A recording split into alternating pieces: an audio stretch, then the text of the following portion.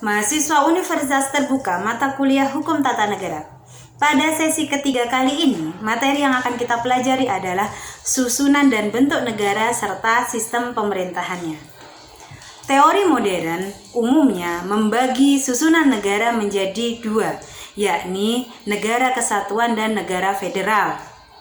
Negara kesatuan adalah negara yang tidak terdiri dari negara-negara, sehingga tidak ada negara di dalam negara.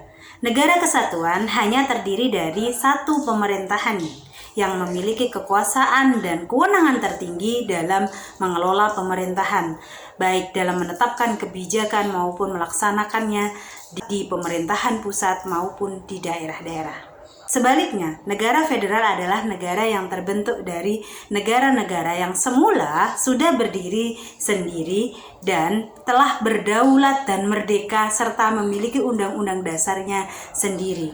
Namun, karena suatu kepentingan yang sama, mereka mengikatkan diri, menggabungkan diri dalam satu ikatan kerjasama yang efektif.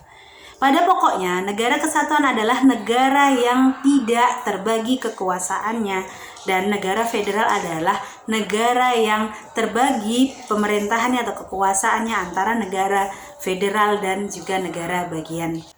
Selanjutnya adalah bentuk negara atau kita kenal juga dengan bentuk pemerintahan, di mana secara umum dunia mengenal dua bentuk, yakni republik dan juga monarki atau kerajaan.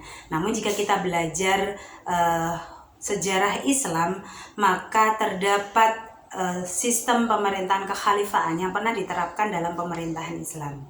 Nah, selanjutnya bentuk monarki ini berciri khas bahwa kepala negaranya dipimpin oleh seorang raja atau ratu yang diberikan secara turun-temurun. Namun ini kemudian terdapat pergeseran.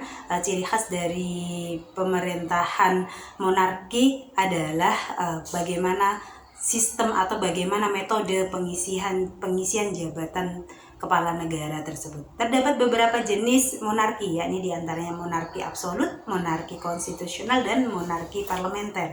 Di mana monarki absolut adalah kewenangan atau kekuasaan tertinggi dipegang oleh seorang raja atau ratu. Dulu ini diikuti atau diterapkan oleh Perancis dan kerajaan-kerajaan di Indonesia pada zaman dahulu. Namun sekarang ini sudah tidak diterapkan lagi.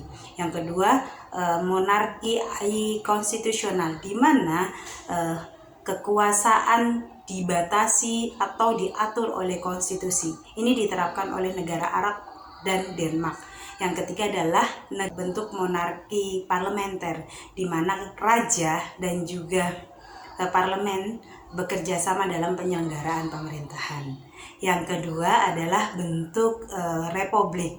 Ciri khas dari bentuk republik adalah kepala negara atau kepala pemerintahan ini berasal dari rakyat, yang dipilih oleh rakyat, dan masa jabatannya dibatasi dan diatur di dalam konstitusi. Nah, selanjutnya adalah sistem pemerintahan. Sistem pemerintahan secara umum kita kenal ada tiga, yakni presidensial, parlementer, dan juga kuasi presidensial. Ciri khas yang membedakan ketiganya adalah salah satunya yang paling menonjol adalah kepala pemerintahan atau kepala negara. Yang kedua adalah bagaimana pertanggungjawaban kepala pemerintahan atau kepala negara ini terhadap siapa posisinya yang paling kuat dalam penyelenggaraan pemerintahan itu. Lebih lanjut terkait dengan perbedaan sistem pemerintahan presidensial, parlementer, dan kuasi presidensial ini dapat saudara baca lebih lengkapnya, lebih lanjutnya dalam modul hukum tata negara. Demikian yang dapat saya sampaikan. Selamat belajar, semoga sukses.